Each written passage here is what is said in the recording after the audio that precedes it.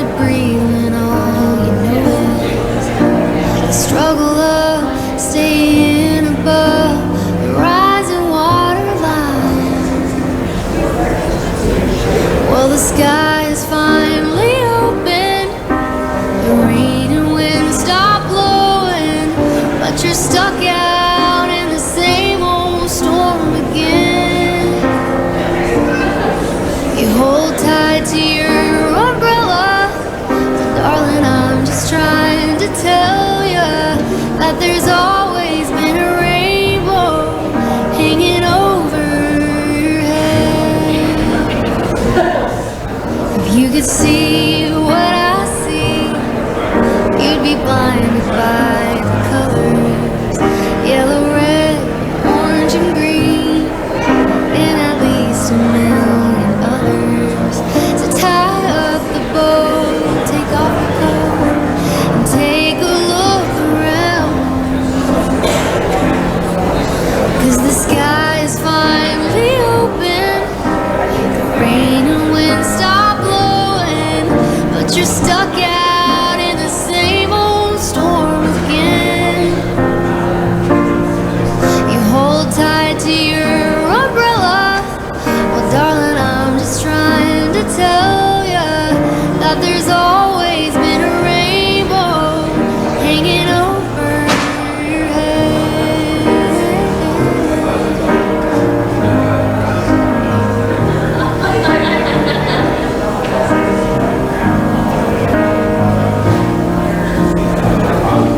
Oh, tie up the bow, take off your coat, take a look around.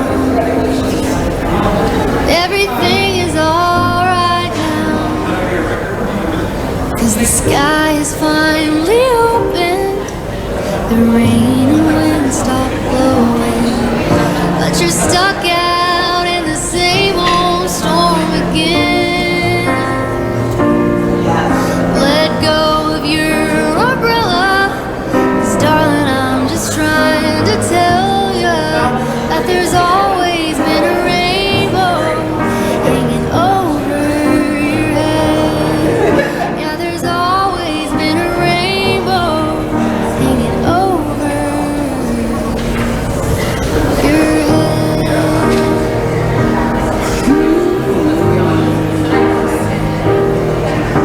It'll all be alright.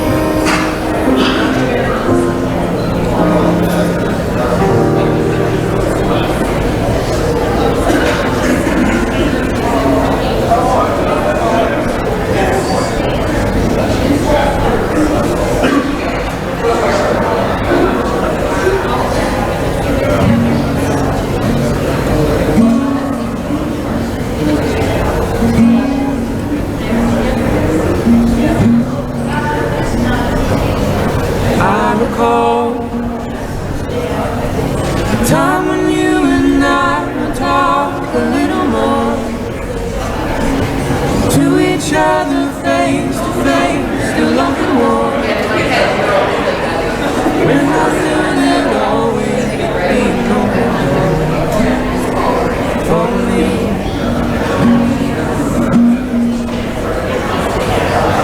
But I know that home is just some place I always leave behind. It's with me everywhere I go when I close my eyes. I know someday I'll catch you in the by and by. I know.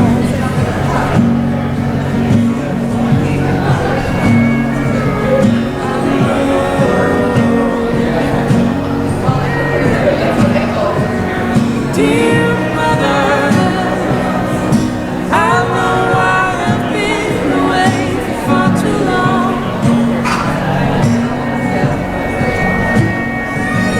Dear mother, hope you understand me when you hear this song. She taught me how to be right in a world gone wrong.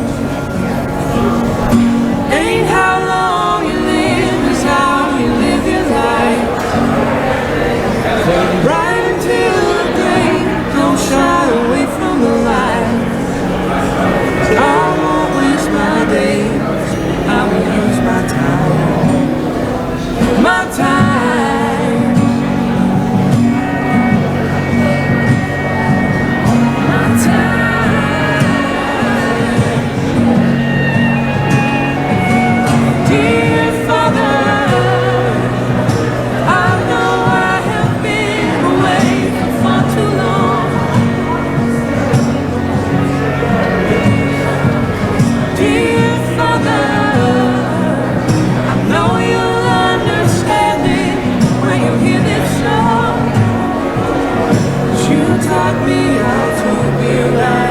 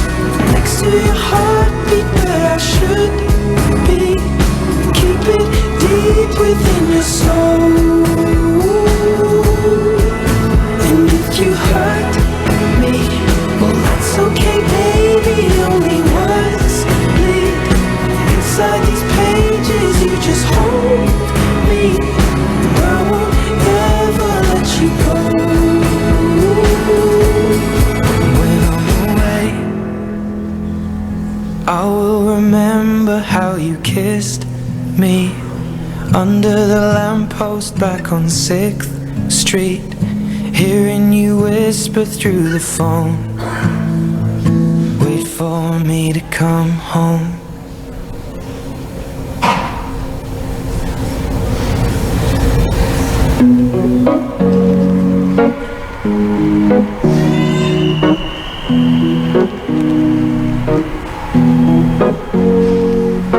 Here's to the ones that we got. Cheers to the wish you were here but you're not. Cause the drinks bring back all the memories of everything we've been through. Toast to the ones here today. Toast to the ones that we lost on the way. Cause the drinks bring back all the memories, and the memories bring back your. There's a time that I remember when I did not know no pain, when I believed in forever, everything would stay the same. Now my heart feel like December when somebody say your name. Cause I can't reach out to call you, but I know I will one day, yeah. Everybody hurts sometimes, everybody hurts someday, yeah, yeah. But everything gon' be alright. Gonna raise a glass and say, hey. Here's to the ones that we got. Cheers to the wish you were here but you're not. Cause the drinks bring back all the memories of everything we've been through. Toast to the ones here today. Toast to the ones that we lost on the way. Cause the drinks bring back all the memories, and the memories bring back your. Memories bring back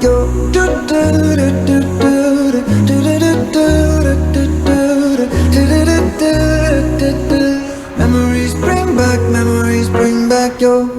There's a time that I remember when I never felt so lost, and I felt all of the hatred was too powerful to stop. Now my heart feel like an ember, and it's lighting up the dark. I'll carry these torches for you, and you know I'll never drop.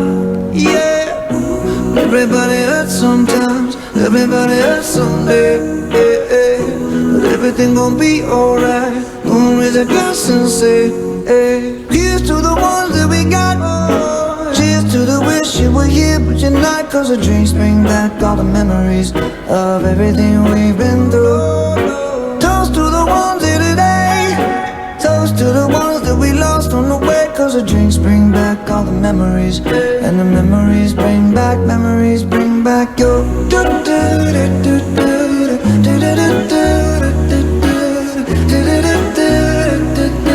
Memories bring back your.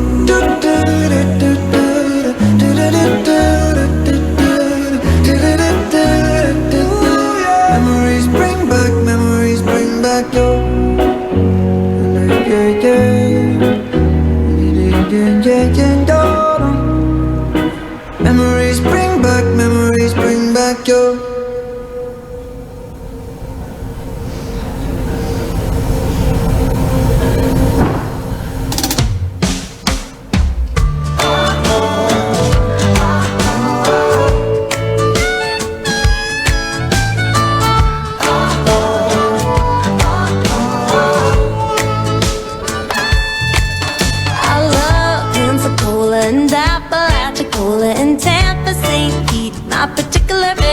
Like to splash in the waves, baby misbehave occasionally. I spend a fair amount of time at the Floribama line, destined to hang out more in Mobile and Gulf Shores. A very special charts locked in my heart of places that I love to be. Cause I'm a Gulf Coast girl, partial to the warmer winds and the salty water. Gulf Coast girl, yeah, I got a little mermaid in me. And in the whole wide world, no other place where the days and the nights are right hotter. Gulf Coast girl, right at home on my American sea.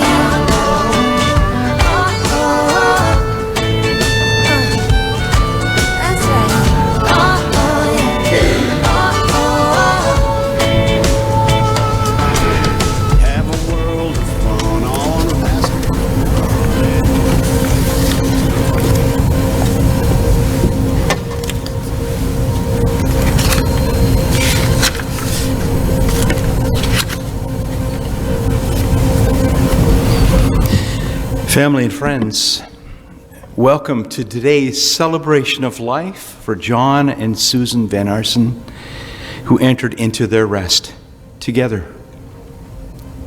On behalf of the family, thank you for caring to be here today and showing your love and your support to this wonderful family.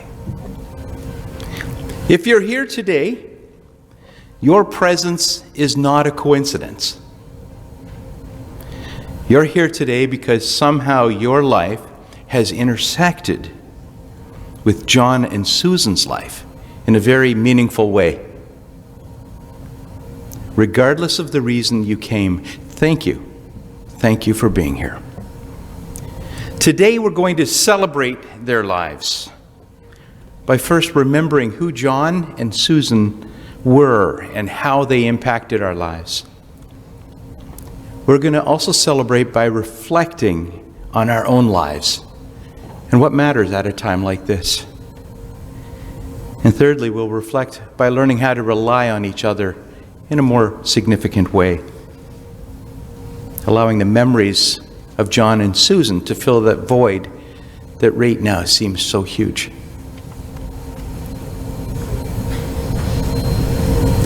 We've assembled here today to honor and pay tribute to John and Susan's life and to express our love and admiration for them. And one of the best ways to keep the memory of a loved one alive is to recall the way that they impacted our lives. So as long as we remember them and we speak their names, they will live on.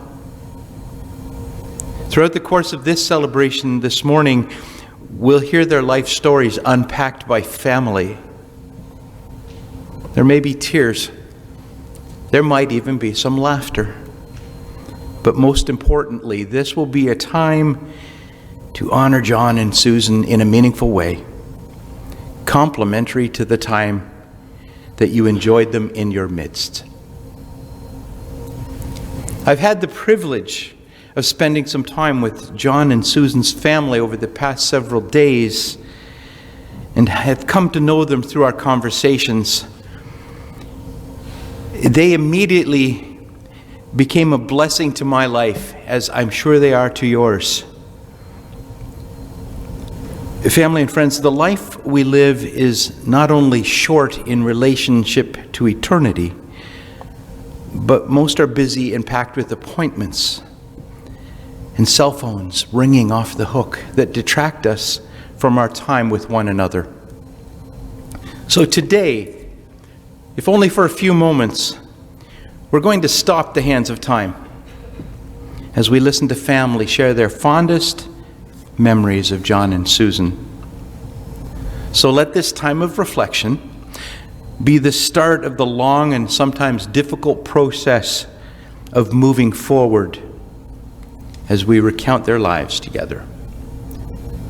At this time, I'm going to call upon several people who knew John and Susan the best, the people who really counted in their lives, their family, to come forward and share with us. Today, I'm going to call first Stephen Beattie, Susan's son, to come forward and say a few words. Stephen?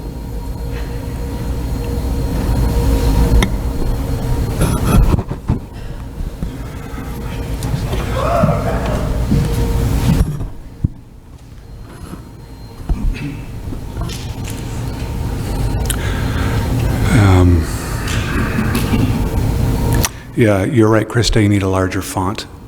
Yeah. Good morning, I'm Stephen Beattie. I'm Susan's son and the stepson of John. This feels like a very tragic time, and it certainly is, but I'm trying to remember that they always jokingly said that they wanted to die together in a plane crash on the way home from vacation. So I think that, going together like this, although it feels very tragic to us, this is the way that they would have wanted it, I think, anyway. I couldn't imagine two more kind people Obviously, my mom was in my life from the start, but John has been with me for half of my life, almost exactly. And he's been a father figure to me during that time. And it's a big loss, for sure. Both of them, they were always very supportive of us. They have always been the first in line to act as our cheerleaders, the first to sponsor us for school fundraisers, buy chocolate almonds, cook hot dogs on hot dog day. That was Mom, not John. They encouraged us as we traveled through life and backed us on all the life decisions that we made along the way, good and bad. I was trying to think of how many times they helped one of us kids to move apartments or homes, and I couldn't even count that high, but they were always the first ones there to rent a cube van and move us. As the 5 of us kids all became parents ourselves, the cheerleading squad of John and Mom continued to be a loving support system for the grandkids. I've watched them lovingly and proudly support nieces and nephews, siblings, parents, distant relatives, various boyfriends and girlfriends coming and going, neighbors.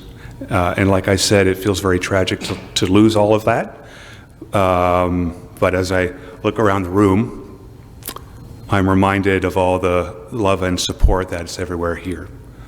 And that legacy will live on through us. And although I will miss John and Mom every day, as everyone here will, I'm so glad that they were a part of my life and our lives. And I'm sure all of you are as well, so thanks for coming.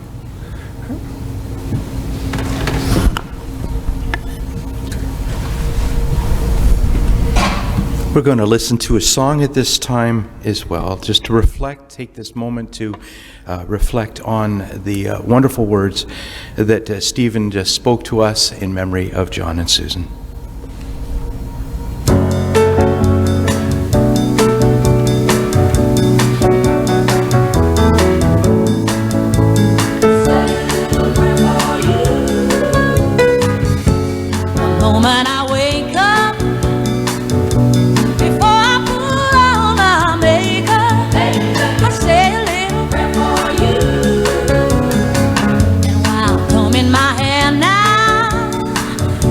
And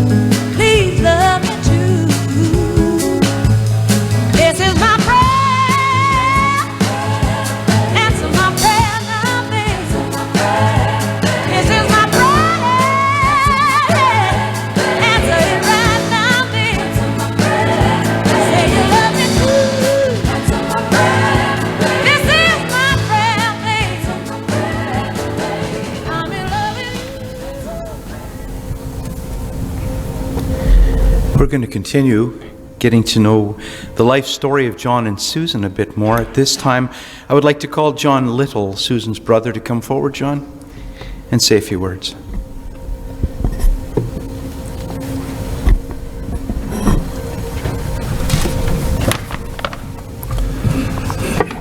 Hi there.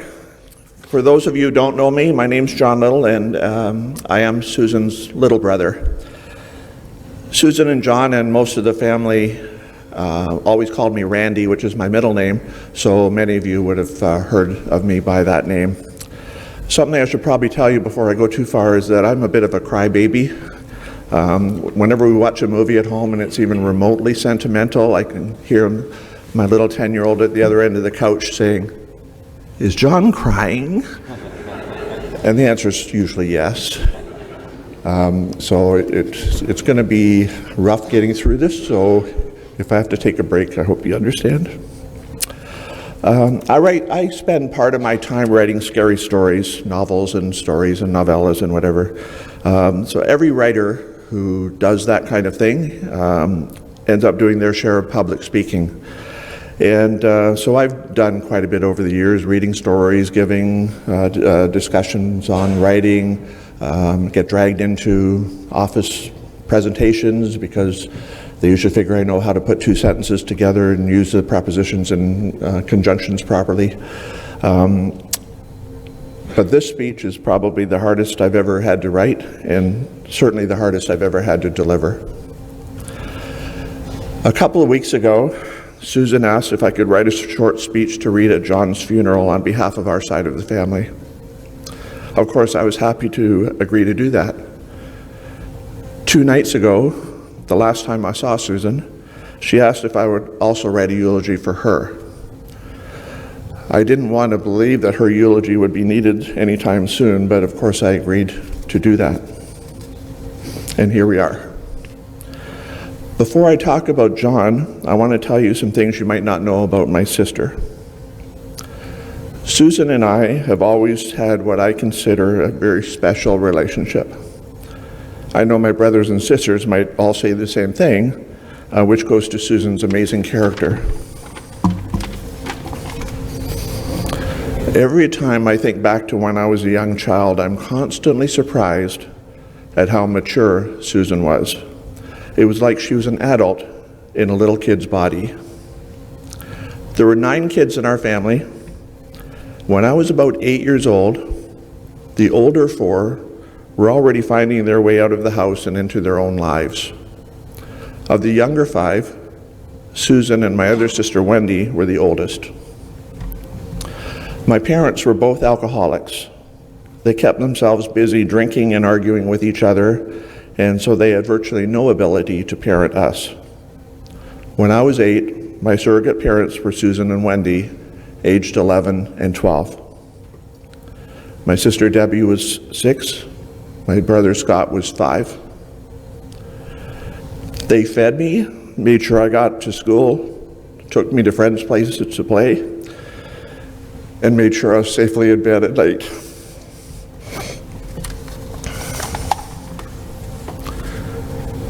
Of the 2, Susan spent the most time with me personally, and at times I really believe she was my actual mother. That 3 years she had on me somehow gave her a huge dose of maturity. Those years were the most concrete images of how Susan took care of me, but it didn't stop there. As I grew up, Susan was constantly there for me. Whenever I needed any advice, it was she and Wendy I went to, not my parents. She probably thought I was a big pain in the ass. It took me many years to stop thinking of her as a mother and more of a sister. When she was in high school, Susan and Wendy somehow obtained a small, portable Brother typewriter. The moment I saw it, I knew I had to grab it, and I did.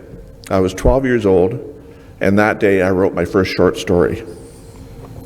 52 years have passed and 19 books.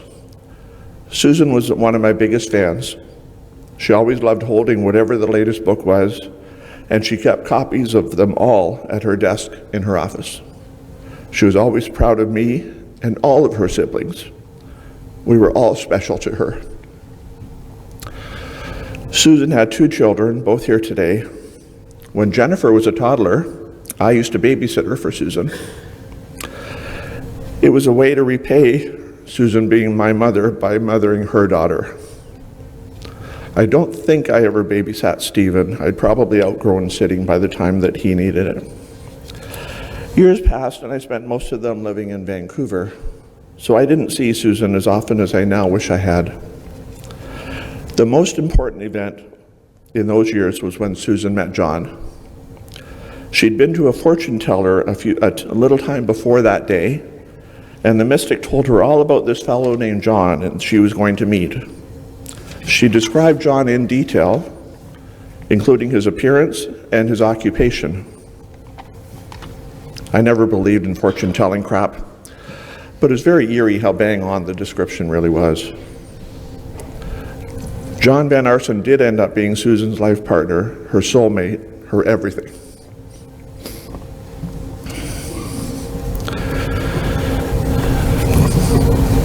Yes, I'm crying, Sammy. After a short courtship, Susan and John were married. I attended their wedding in Mexico, my first trip there. The resort was loud and colorful and like nothing I'd ever seen before. Fortunately, there was lots of Mexican beer for John and me.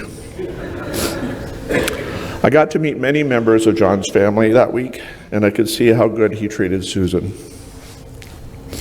We ended up growing a very strong relationship. He might have been a brother-in-law to start, but he quickly just became a brother, and for most of the past 20 years, I thought of him more as a friend than a relative.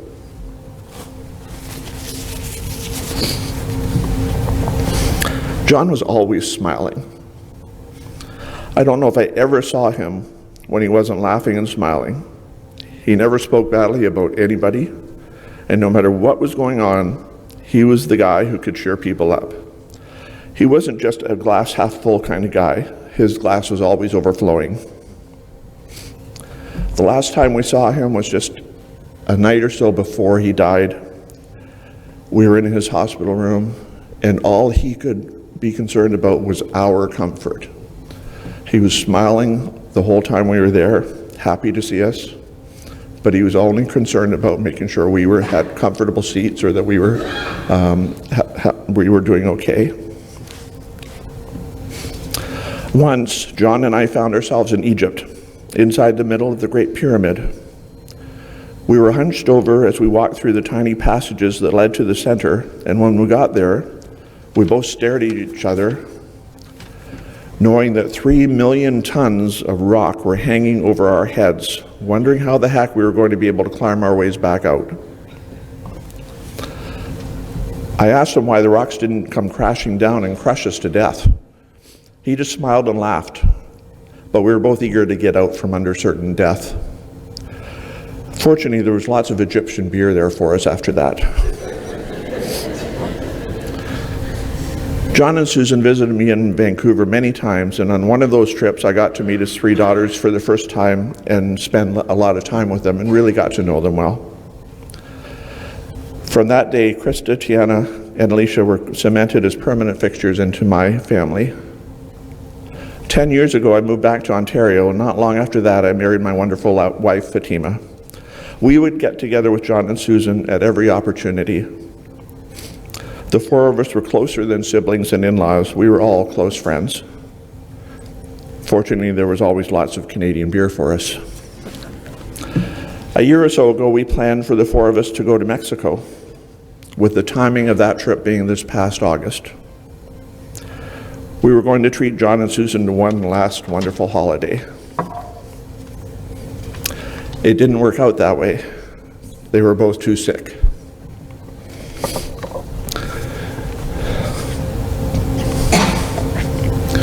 Fatima and I thought about them often as we swam up to the bar to find some Mexican beer, but somehow it wasn't the same.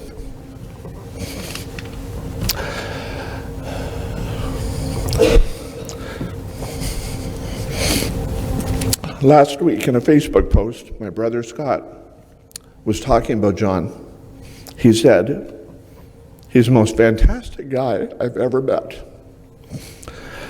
I think we all felt that way, but Scott expressed how we felt in words, and we felt the same about Susan.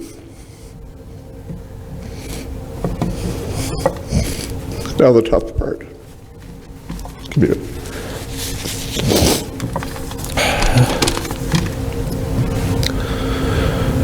I should think of some mathematical equations. I think that'll probably help. They were the most loving couple I ever knew. They always looked after each other as best they could.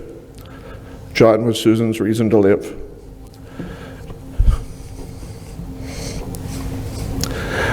John passed away Wednesday morning. Susan was already in the hospital with a rare disease called amyloidosis, but when she heard about John, her health readings dropped as if they were falling off a cliff. Susan passed away 48 hours after John. On her death certificate, I'm sure it'll say she died of amyloidosis, but really, we all know she died of a broken heart.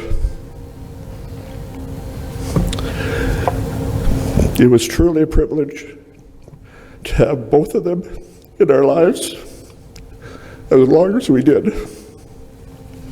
Thank you.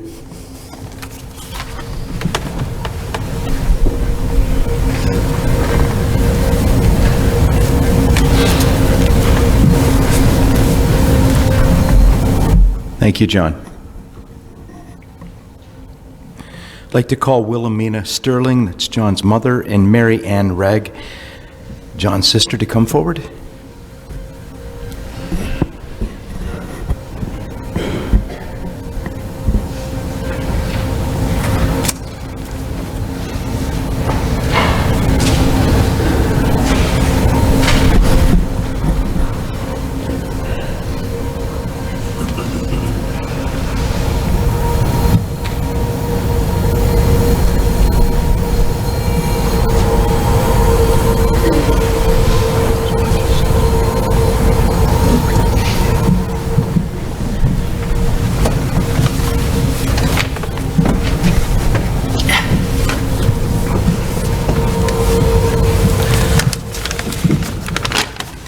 How does that thing work?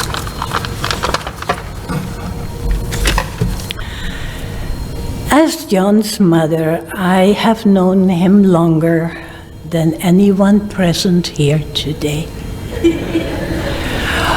On one of my hospital visits, I told him about the day he was born.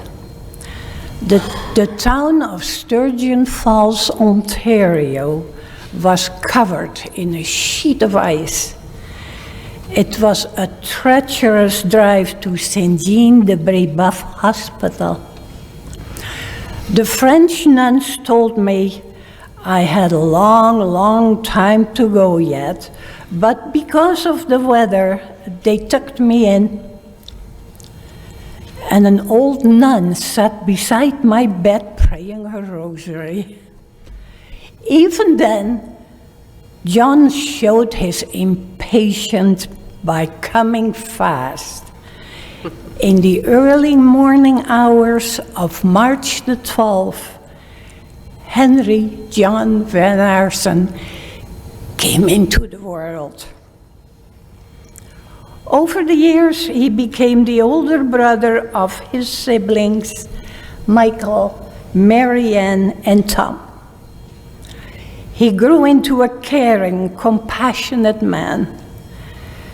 And as he went through life's often difficult twists and turns, he married, had 3 daughters, Tiana, Krista, and Alicia.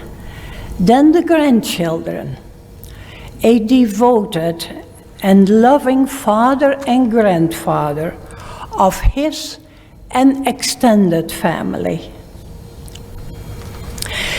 We will all miss John and Susan so very much. It is said, and I believe it to be true, that a mother's love reaches across the grave. When my time comes, I know they will be there welcoming me.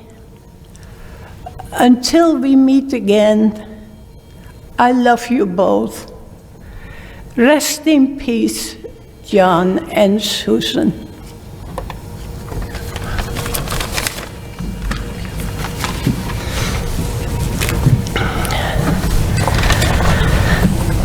Dear John, we knew this day would come, but we always think we have more time to hear your laughter, more time to share a drink, and more time to just be together. Growing up, you, Mike, Tom, and myself always had so much fun together. We were the generation that played outside from dawn to dusk and went home when the streetlights came on. We had great adventures catching tadpoles in Medway Creek and building forts in the basement on rainy days. You guys were so fond of me, you thought I would really enjoy a ride down the basement stairs in a cardboard box. I still have the lump on my head to this day. As we grew older and sought different adventures, we always knew we had that sibling connection wherever we might be. We will miss your laughter, the way you always ask, "How are you?" And you would wait for the answer because you really cared. When you met and fell in love with Susan, you were so happy, and we were thrilled for you to have this love in your life. You grew a beautiful blended family with caring and love, and everyone knew they could always find a drink and an ear to listen at John and Susan's. You were a devoted, caring son to our mom and Charlie, always taking the time to visit, which they always enjoyed. Through the last few months, though the last few months were difficult for you both, your loves reached across the street from one hospital to the other. You are both resting in peace now through an extraordinary set of circumstances. Though we can no longer see you with our eyes, we will always feel you in our hearts forever. May we all aspire to be so loved when our time comes.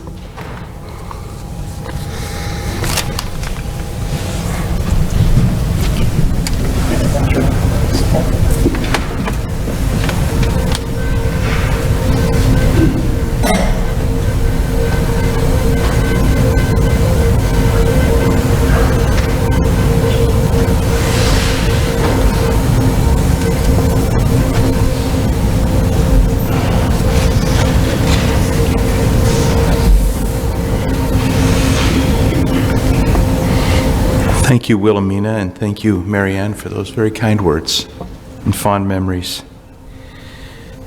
I had the opportunity to speak with Susan in hospital the other day and immediately grew very fond of her, mainly because she liked some of my dad jokes. She even smiled, which has really made me feel good. But what a loving family she has. And I met her three wonderful daughters there, and it's just been an honor to serve you today, and we would be honored if you would come forward. So I'm going to ask Alicia, Krista, and Tina to come forward and say a few words.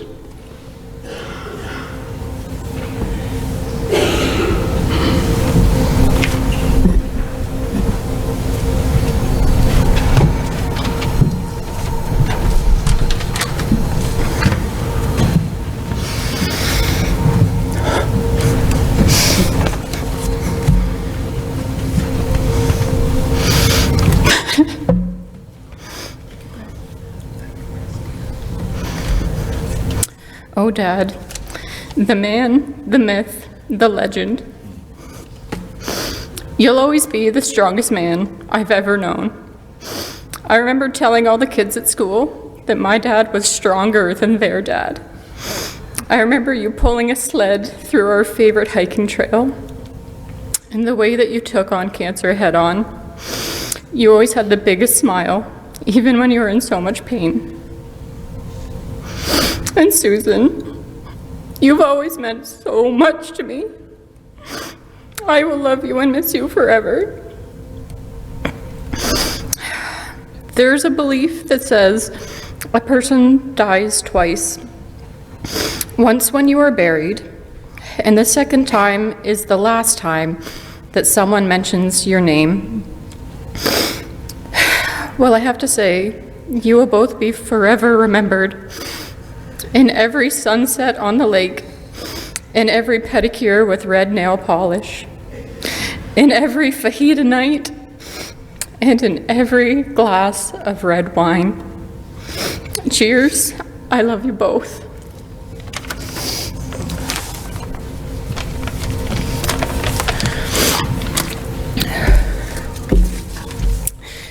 Really is amazing to feel the love in this room right now. I want to thank you guys all for coming. This has been a whirlwind of a few days, and we're still processing the fact that not only did we lose our father, but also the love of his life.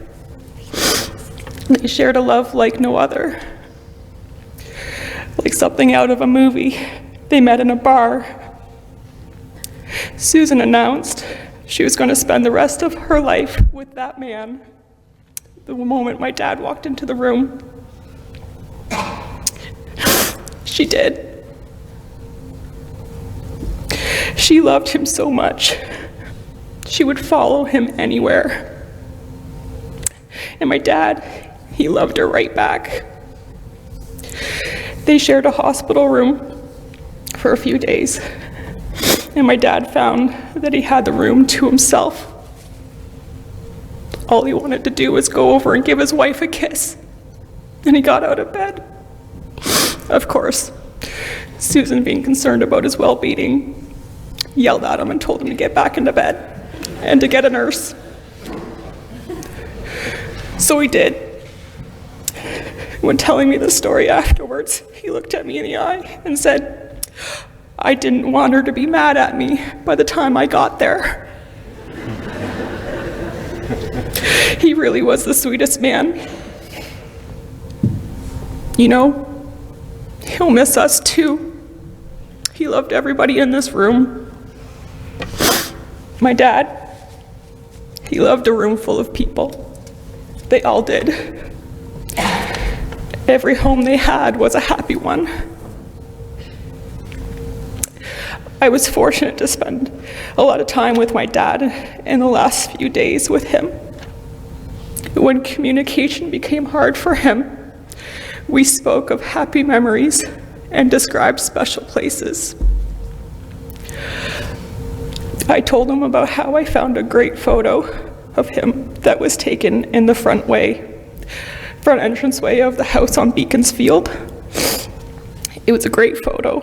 However, in the background of the photo, there's a pile of shoes. I recalled to him how we always had a house full, and we always had so much fun. In that moment, he looked like he was sleeping. And when I said we always had so much fun, he got the biggest smile on his face. He agreed. I guess it really is a blessing to have a pile of shoes at your front entranceway. That photo actually made it to the front cover of his milk memorial card, so you can all have it with you. We are all so lucky to have such two wonderful people in our lives, for the loving home they built together, and for the childhood memories that keep the fire in our souls going on the coldest nights. Things like watching the rain from the front porch and floating in the water at the beach will always remind me of them. We had so many good times, but really, I love the simple memories the best. Early morning fishing trips to catch sunfish off the docks, picking apples or blueberries or whatever was in season, going for walks all over Ingersoll. My dad, he always kept a package of fruit snacks in his pocket and would give it to us about halfway through the walk. My dad always knew food was the way to keep girls happy. We are all so blessed to have such happy memories. They are together now, somewhere, probably on a beach. Susan's battle was short, and her passing was shocking. My dad's battle was a long and brutal fight. Something happened the other day, going back and forth to the hospital. I was the first car stopped at the bar when a very, very long train was going by. I sat there thinking about my dad, thinking about that was everything that was happening in my family, and listening to the train, that slow and steady beat, metal on metal, rolling consistently down the tracks. That sound of the train, it became a comfort to me. It will forever remind me of my dad. It's funny how a sound can feel like a hug. I love you, Daddy. I love you, Susan. I love you all.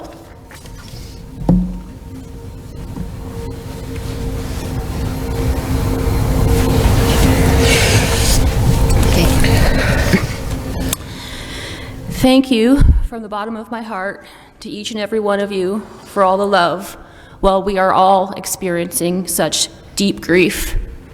Grief is just unfinished love. There is a saying that when you set your standards high in love, people will rise to meet them. Our dad set that bar very high and really knew how to love every one of you in a different way. Grief is unfinished love, but love is pure energy. Dad spent his life as an operating engineer, using energy to keep our community warm and safe. Dad also spent his life using his energy to create the love in this room right now. I want to read a reading called Eulogy from a Physicist. I don't understand religion very well, but I do understand science, and this is my take on my life at the moment. You want the physicist to talk to your grieving family about the conservation of energy so they will understand that your energy has not died. You want the physicist to remind your sobbing mother of all your energy, every vibration, every BTU of heat, every wave of every particle that was her beloved child with her remains in this world.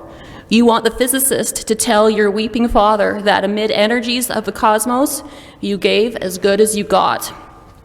At one point, you'd hope that the physicist would step down from the pulpit and walk to your broken-hearted spouse there in the pew and tell him that all the photons that ever bounced off your face, all the particles whose paths were interrupted by your smile, by the touch of your hair, hundreds of trillions of particles have raced like children, their ways ever changed by you. And the physicist would remind the congregation of how much all of our energy is given off as heat. There may have been a few fanning themselves with their program, as he says it. He will tell them that the warmth that flowed through you in this life is still there, still part of all that we are, even as we continue the heat of our own lives. And you'll want the physicist to explain to those who loved you that they need not have faith. Indeed, they should not have to have faith. Let them know that they can measure, that scientists have measured precisely the conservation of energy and found it accurate, verifiable, and consistent across space and time. You can hope your family will examine the evidence and satisfy themselves that the science is sound, and they'll be comforted to know that your energy's still around. According to the law of conservation of energy, you're not one bit of you is gone. You're just less orderly. And that is by Aaron Freeman wrote that. There is more energy in this world than I can measure with my transducer at work. I'm sure of it. Dad and Susan are still here, and anybody of every faith can feel comforted in the fact that I believe in my heart that that is true, that they are somewhere on a beach somewhere or on to the next adventure. I'd now like to share with you one of my very favorite songs. It's called Even Though I'm Leaving by Luke Combs. So thank you.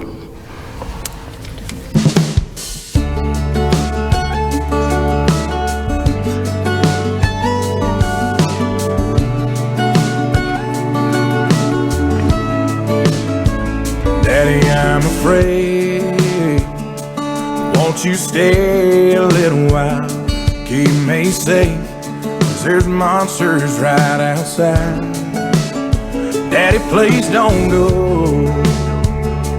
I don't wanna be alone, 'cause the second that you're gone, they're gonna know. Before he went to bed, he grabbed my hand and said, just 'cause I'm leaving, it don't mean it. I won't be right by your side. When you need me, you can't see me in the middle of the night. Just close your eyes and say a prayer. It's okay, I know you're scared when I'm not here, but I'll always be right there. Even though I'm leaving, I ain't going nowhere. Dad will be late, and Uncle Sam don't like to wait. He's got a big old plane that's gonna take me far away. I know I act tough, but there's a churning in my gut, 'cause I just can't call you up when things get rough.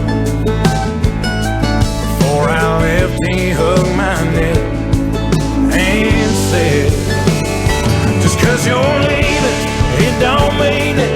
I won't be right by your side. When you need me, you can't see me in the middle of the night. Just close your eyes and say a prayer.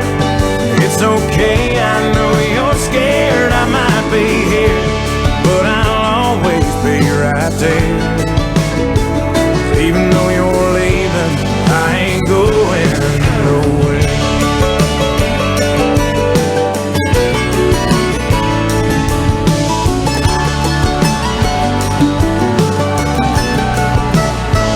Daddy, I'm afraid. Won't you stay a little while? I never thought I'd see the day I had to say goodbye. Daddy, please don't go.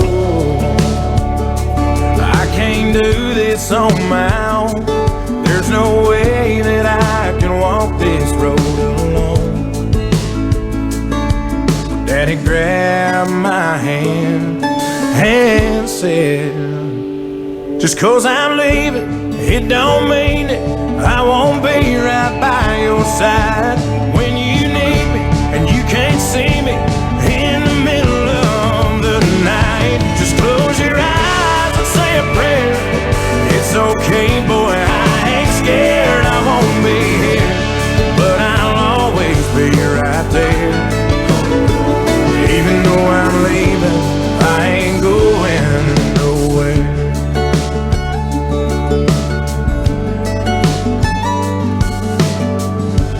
I ain't going nowhere.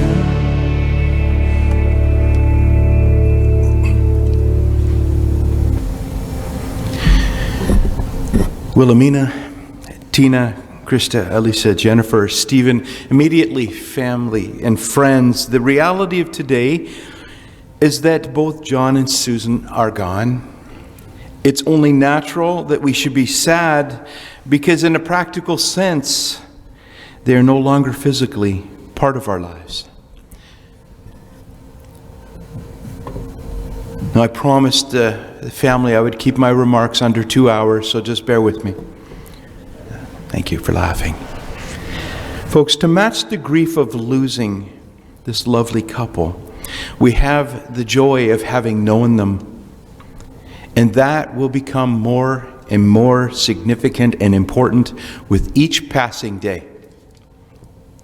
I wish there was a magic pill that I could give you that would take away the sadness of this day. But there isn't one. The pain that you feel today is a real pain, yet it is essential for your healing. Through experience, I have learned that this pain over time, it gradually gets replaced by the fond memories of our loved ones that are stored in our hearts and in our minds, that are safe forever. No one can take that from you. At a time like this, we all wish that we could turn back the hands of time and have them both with us, restored to perfect health. Friends, when someone so special is taken from us, it's hard to understand how we can ever move forward without them. But rest assured, we do, and in time you will too. For some, the journey forward is very hard, and it's often clouded with thoughts of, why did they have to suffer? Why did they have to die? Why him? Why her? Why now? Why both at once, so close together? Friends, the truth is this, that there are simply some unanswered questions this side of heaven that we may never understand. One thing that we can all understand and agree upon today is that John and Susan's lives were cut short. I believe we're all in agreement that 62 years and 66 years is just not enough time. It's only natural that we would all wish to live to a ripe old age, but the other truth is that none of us knows our allotted time here on earth. What we do with our time, however, is very important. I have seen people live 70, 80, 90, and even over 100 years of age who didn't live as vibrant and a fulfilling life as both John and Susan did. There are many things in life that define us. For some, it's the possessions that they've acquired over their lifetime. For others, it's the accumulation of financial wealth. And for others still, it's their status or their position in life. For John, it could be summed up to the love that he had for Susan and the love Susan had for John, evident by the 24 years that they were married, and by Susan's words to me on Wednesday when I asked her what she would miss most about John. She very clearly said, "He is the love of my life." Their love extended well beyond their love for one another to their children, to their beautiful grandchildren, and valued friends, is evident by today. That's what defined John and Susan's life. One of the greatest gifts that any one of us can give to each other is to love one another and put others' needs ahead of our own. That's a true mark of success for each of us. In fact, there are only two commands that I follow by in life, and one of them is, the second most important command, is to love your neighbor as yourself. They did that. And from what I've heard and what we've heard and what we know about John and Susan, they clearly got a home run in the arena of love. John did everything he did with passion and pride, and an engineer by trade, he loved to build things and he would drop everything to help others. John used his gifts and his talents to inspire and to help and to love on others each and every day. He was many things to many people, but to his children, he was always just dad. King of the dad jokes, laughter and fun, making every day an adventure and interesting, as we've heard. To his grandchildren, John was everything described as a flurry of activity, the inventor of sneaky snacks, and a full-fledged Smarties dealer. His 7 grandchildren were John's pride and joy, and he loved teaching them how to get into mischief of all kinds. That's a cool grandpa. He was a teacher teaching his children how to be respected, how to live their lives both in good and tough times. Something of a lost art these days. Through his battle and his fight against cancer, John was a teacher. He taught lessons about strength, about patience, about endurance, and sacrificial love. John taught us how to persevere and to fight hard for what you want. Susan and John were mirror images of one another. A love story unfolding before your eyes. What a blessing they were to your life. Like John, Susan spent a lifetime putting others' needs before herself and will always be her children's and her grandchildren's first example and best example of sacrificial love. Susan was a planner, I've been told, an ultimate organizer. If there's a silver lining to a day such as this day, it could quite be that perhaps, just perhaps, Susan had this day planned and her and John's almost synchronized departure as well.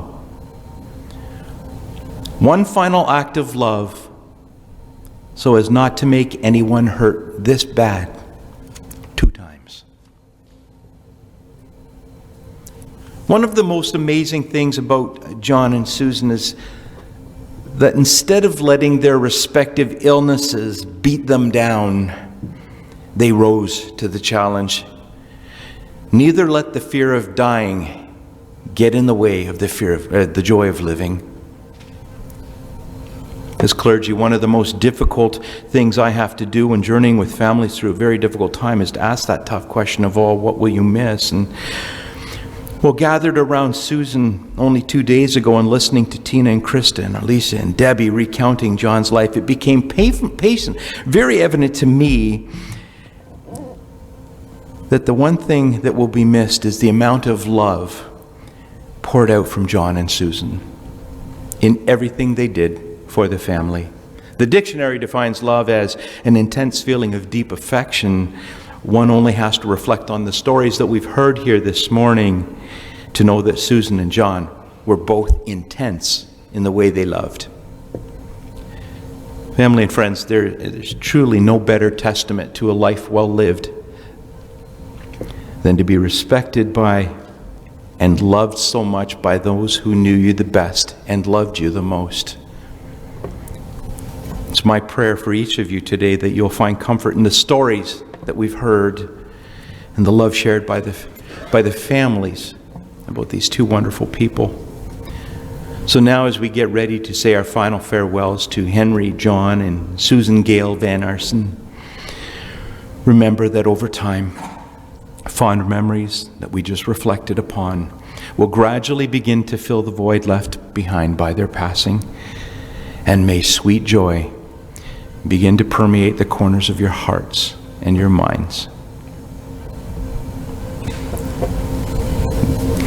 Extended family and friends and acquaintances, the family has asked me to express their deep appreciation for your attendance here today, but most importantly for your love and your support. May I also ask that you continue this support in the days, the months, and the years ahead. Please continue to reach out to this wonderful family frequently and often, as this is one of the best ways to honor John and Susan's memory and help assure the family continues to be nurtured moving forward. Your attendance here today is your permission to pour into their lives. And the family will be receiving guests today. The place is called The Center. It's located at 2025 Meadowgate here in London. And the building has a Canadian flag at half-mast for both John and Susan. We're going to have a small presentation, yet in another fitting tribute to John's passing. When I was speaking with Susan, she had arranged to present a grandpa bear to all the grandchildren. So every time they missed him or needed to get a grandpa hug, all they would have to do is hug the grandpa bear to feel the closeness of his spirit. But today, we also have a grandma bear. And today, these bears take on an even more special meaning. and will have double sentiment, as they will always represent the laughter and the love of Grandpa, but equally important now, the added blessing of Grandma's tenderness and her care as well. I'd like to call Debbie and Michelle forward to present the bears.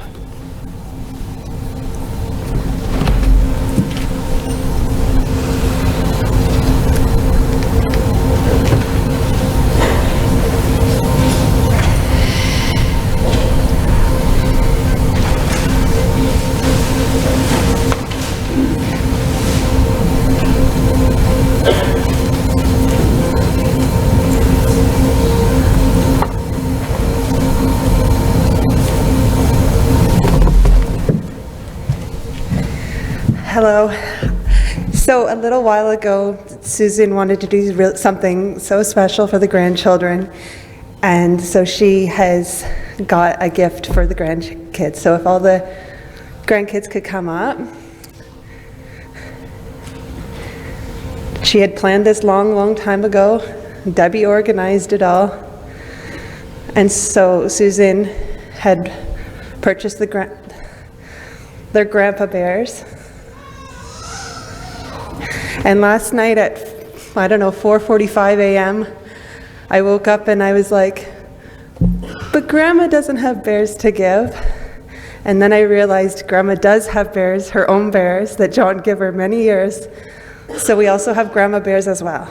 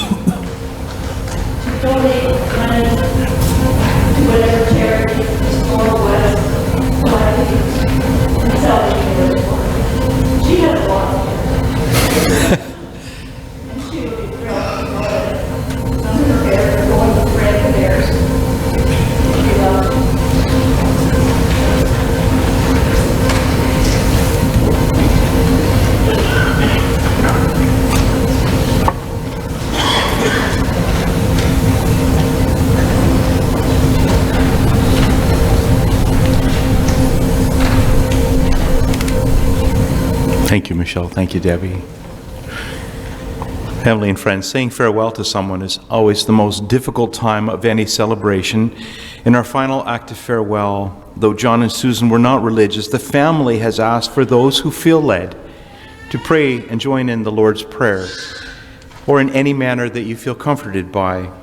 If you feel led, please join me now in reciting the words Jesus taught us to pray. Our Father, who art in heaven, hallowed be thy name. Thy kingdom come, thy will be done on earth as it is in heaven. Give us this day our daily bread, and forgive us our trespasses, as we forgive those who trespass against us. Lead us not into temptation, but deliver us from evil. For thine is the kingdom, the power, and the glory, forever and ever. Amen. At 62 and 66 years of age, John and Susan lived very short but full lives. One we wished could have lasted a great deal longer. We could remain here still, talking and remembering about this journey, this life's journey, and truly we would only scratch the surface. We must continue to press on. As part of the Committal, I would like to read a short poem by Leo Marx. It reads as follows. The life that I have is all that I have, and the life that I have is yours. The love that I have of the life that I have is yours and yours and yours. A sleep I shall have, a rest I shall have, yet death will be but a pause, for the peace of my years in the long green grass will be yours, and yours, and yours.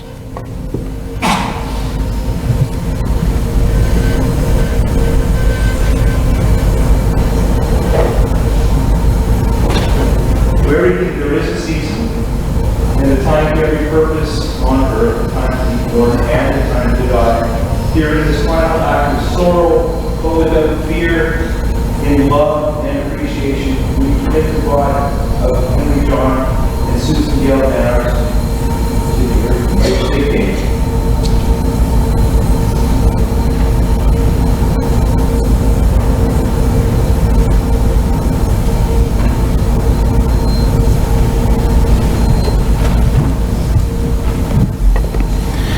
Soon our director of service will come forward and the pallbearers will join for one last time as they escort John and Susan's remains to the awaiting coaches. I ask you to remain silent and reflect on their beautiful lives well lived. Susan chose a befitting song called Unchained Melody to play, and we'll listen to that as we ready ourselves to leave. As the entourage moves past you, please join in behind the family as the caskets are ready for transportation. And on behalf of this wonderful family, again, thank you for your love and your support in being here today, as well as on behalf of the staff here at Westview Funeral Chapel. Please enjoy and have a safe journey to wherever you go next. Please rise.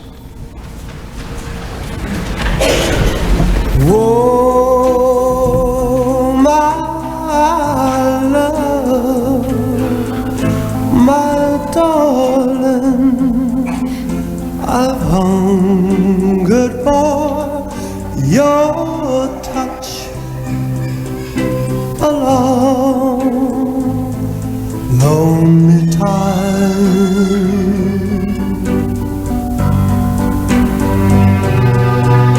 And time goes by so slowly, and time can do so much. Are you still more?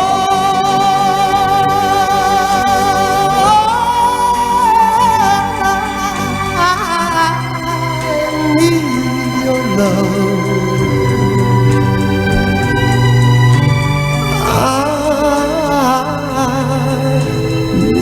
Your love, God, speed your love to me.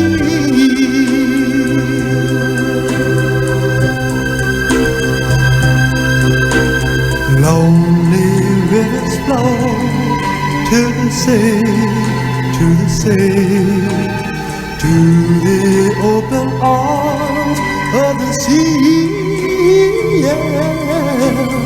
Lonely riverside, wait for me, wait for me.